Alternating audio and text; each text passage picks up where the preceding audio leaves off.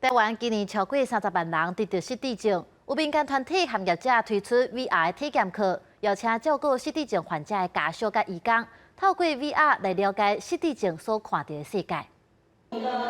甲 VR 目镜挂起来，30个人就亲像来到另外一个世界。有当时坐咧，有当时搁徛起来，甲脚步踏出去的时阵，有淡薄仔丢涂。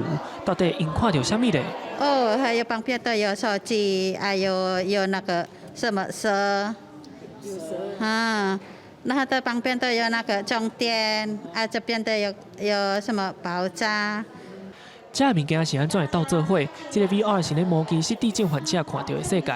找陪家庭照顾者关怀总会甲业者合作，邀请伫咧第一线照顾失智症患者的家属甲义工，透过 VR 体验失智症患者的感觉，进一步理解因的处境。他平常不多话，但是你会觉得他好像眼神在看一些事情，可是你问他，好像他又不太肯说。因为如果像我们刚刚体验 VR， 那些幻觉它其实是会消失的，所以有可能他不讲，是因为他可能一下子就没了。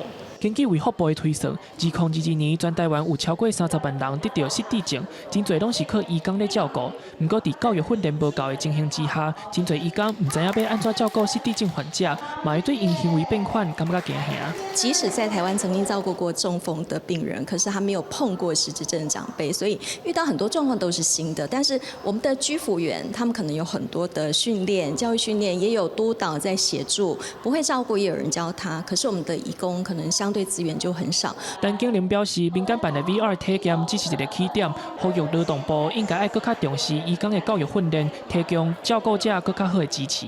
记者林世豪、谢桂林台北报道。